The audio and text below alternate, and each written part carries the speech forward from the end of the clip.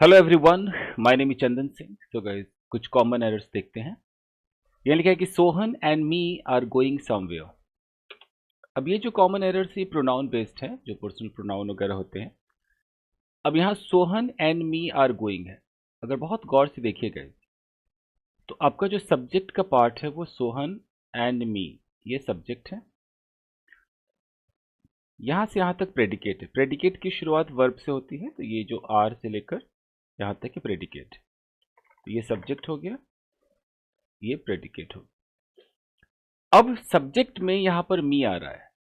तो जब आप प्रोनाउन पढ़ते हैं तो प्रोनाउन में जो पर्सनल प्रोनाउंस होते हैं, कलर चेंज करके समझाता हूँ। पर्सनल प्रोनाउंस जो सब्जेक्ट का काम करते हैं, जो सब्जेक्टिव प्रोनाउंस होते हैं, सब्जेक्टिव प्रोनाउंस, सब्जेक्टिव प्रोनाउंस ये होते हैं आई है, यू है, वी है, दे है, ही है, शी है, इट है। तो ये सब्जेक्ट का काम करेंगे। जब भी सब्जेक्ट बनेगा तो इनसे बनेगा जब प्रोनाउन की जरूरत होगी। एक होते हैं ऑब्जेक्टिव प्रोनाउन। तो ऑब्जेक्टिव प्रोनाउंस जब ऑब्जेक्ट का काम कराना होगा तो ये होंगे, ये मी, यू का यू रहता है, वी का अस, दे का देम, ही का हिम, शी का हर, इट का इट रहता है।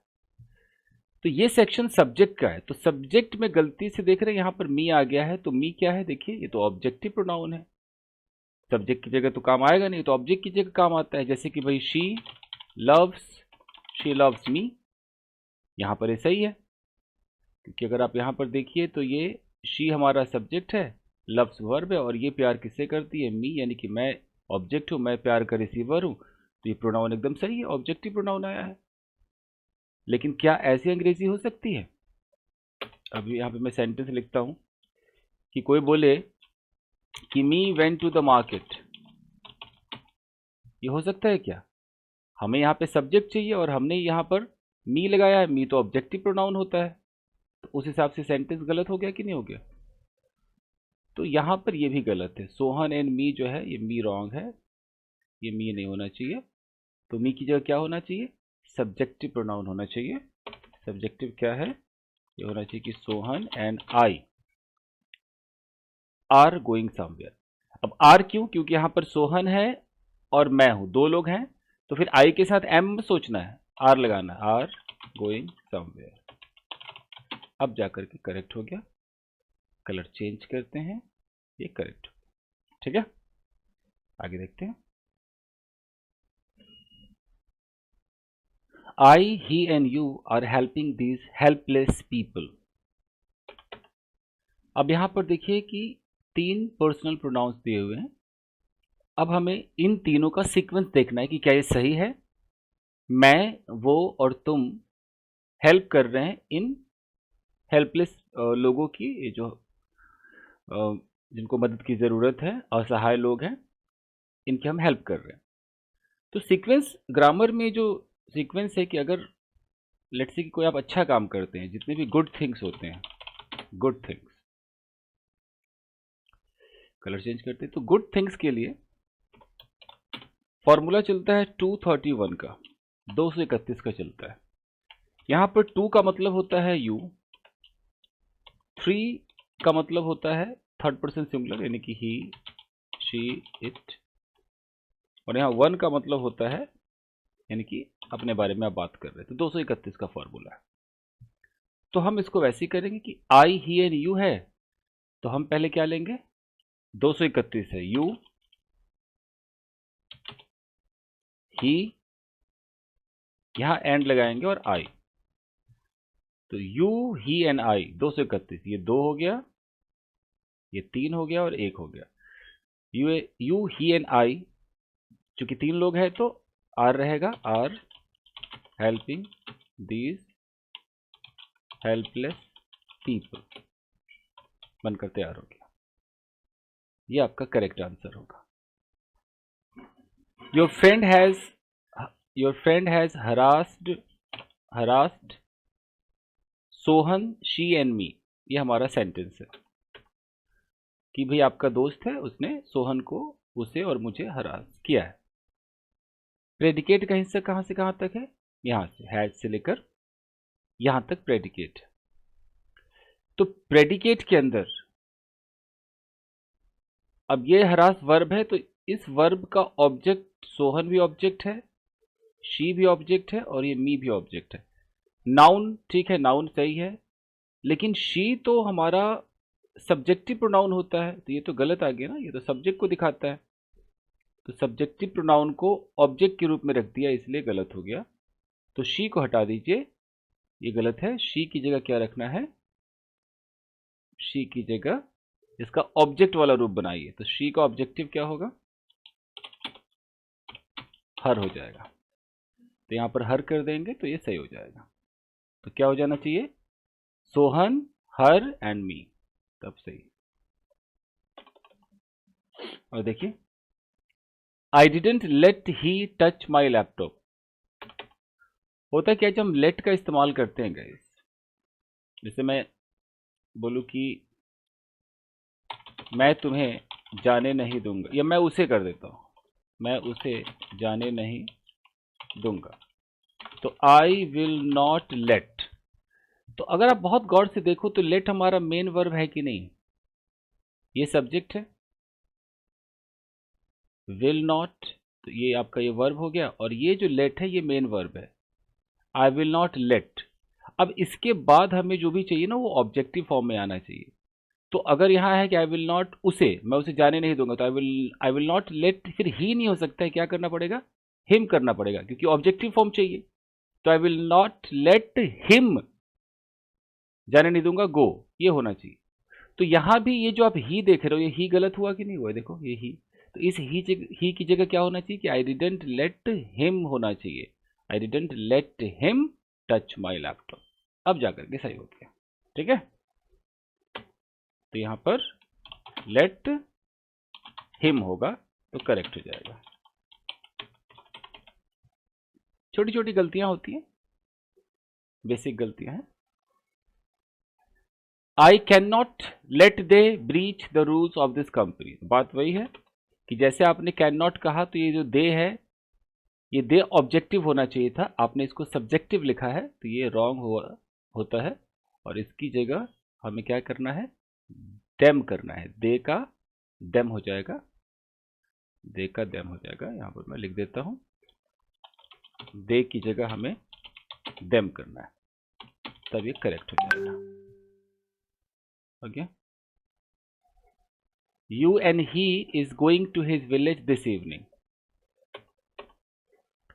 बात वही है कि ये हमारा सब्जेक्ट का हिस्सा है, इतना बड़ा सब्जेक्ट है, तो सब्जेक्ट के अंदर में यू एंड ही, यू भी सही है, ही भी सही है, तब क्या गलती लग रहा है? तो गोइंग टू विलेज, क्या पता सीक्वेंस गलत हो, तो वो भी देख लेते हैं। 231 का सीक्वेंस होता है, देख लेते हैं कि सही बैठ रहा है नहीं बैठ रहा है। यू भी है, यू हमारा 2 हो गया, और यू एंड ही ये 3 हो गया, तो यहाँ भी सही है। तो फिर गलती सब्जेक्ट पार्ट में नहीं है, फिर इसकी गलती होगी यहाँ इस वाले पार्ट में होगी, ऑब्जेक्ट पार्ट में होगी, सॉरी प्रेडिकेट पार्ट में होगी। तो प्रेडिकेट पार्ट में क्या है? यहाँ इज लगा हुआ है, और यहाँ पर ये दो प्रोनाउंस यानी कि दो लोग हैं एंड से जुड़े हुए हैं, तो फिर इज को हटा करके क्या हो जाना चाहिए था? आर हो जाना चाहिए था। यानी कि ये होना चाहिए था कि you and he are going होना चाहिए था। अगर ऐसा कर देंगे तो करेक्ट हो जाएगा, ठीक है। लोग नहीं समझ पाते, उनको लगता है कि ही है, ही के साथ तो इज आता है, इस चक्कर में थोड़ी सी प्रॉब्लम हो जाती है। आगे देखिए, अगला है कि she is washing her drapery and I am washing my. ये हमारा सेंटेंस। अब ये तो बिल्कुल सही कि she is washing her drapery. Drapery मतलब जो वो होते हैं ना, पर्दे वर्दे होते हैं, उनको ड्रेपरी कहते हैं, तो ये सही है, ठीक है। एंड आई एम वॉशिंग, ये भी सही है। अब यहाँ पर माई लिखा हुआ है, तो सबसे पहले तो हमें देखना होगा कि जो पॉजेसिव एडजेक्टिव्स होते हैं एडजेक्टिव, जैसे my, your, his, her, our, their, its, तो इनके बगल में एक नाउन लगाया जाता है। ये अकेले नहीं आते। तो अगर मैं माई बोलूंगा तो फिर माई के बगल में मुझे क्या बोलना पड़ेगा? माई ड्रेपरी, क्योंकि यहाँ पर बात कही जा रही कि भाई वो अपने ड्रेपरी धो रही है और मैं अपने ड्रेपरी धो रहा हूँ, तो हम माई ड्रेपरी बोलेंगे। ग्रामर की एक और प्रॉब्लम है कि नाउन को हम रिपीट नहीं कर सकते हैं, नाउन को रिपीट नहीं कर सकते हैं, कर सकते हैं। तो फिर हम क्या करेंगे कि माई ड्रेपरी जब अंडरस्टूड है कि वो अपने ड्रेपरी धो रही है और मैं भी ड्रेपरी ही धो रहा हूं, तो दोबारा मैं ड्रेपरी ना बोल करके मैं सीधा अगर माइन कर दूं तो इस माइन के अंदर ही माई भी आ जाएगा और ड्रेपरी भी आ जाएगा। तो ये जो माइन है ये पजेसिव प्रोनाउन है, पजेसिव प्रोनाउन है। ये प्रोनाउन बना ही है कि कुछ ऐसा कर दो कि उसमें पजेशन भी आ जाएगा और नाउन को रिपीट भी नहीं करना पड़ेगा। तो देख ली माई के अंदर माई की फीलिंग भी आ गई और ड्रेपरी की फीलिंग भी आ गई, दोनों इसी के अंदर आ गए। तो फिर हमें यहाँ पर ये माई गलत है, इसको यहाँ पे काट देना चाहिए और यहाँ हमें क्या आंसर हो जाएगा? माई ड्रेपरी। तो माई ड्रेपरी की जगह माइन खाली बोल देंगे, सिर्फ माइन, तो ये हमारा करेक्ट हो जाएगा। This is correct. चलिए चलिए, your sing and dance are optimal in sight. अब कह रहा है कि भाई तुम्हारा नाचना और गाना, तो अब तुम्हारा नाचना और गाना, तो तुम्हारा ठीक है।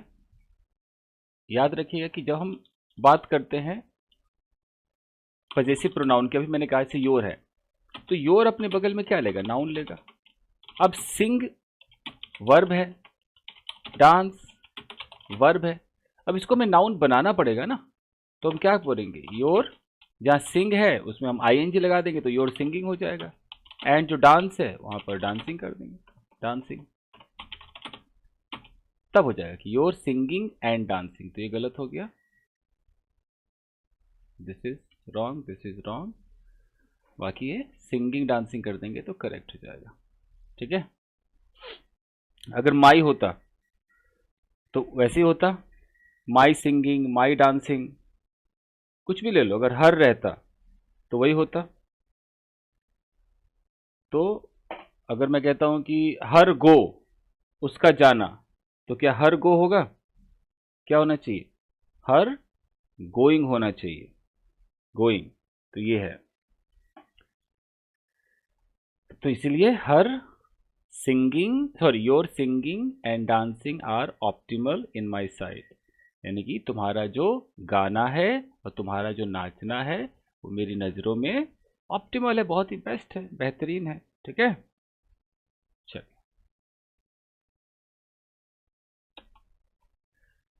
आई like her company because she is as poor as me. कह रहा कि भाई मुझे उसका साथ पसंद है क्योंकि उतनी गरीब है जितनी कि मैं। अब होता क्या है, जो एज आता है, एज के बाद जो आप एडजेक्टिव आप लगाते हैं, एज फलाना, एज, तो अब एज के बाद यहां पर क्या हो जाएगा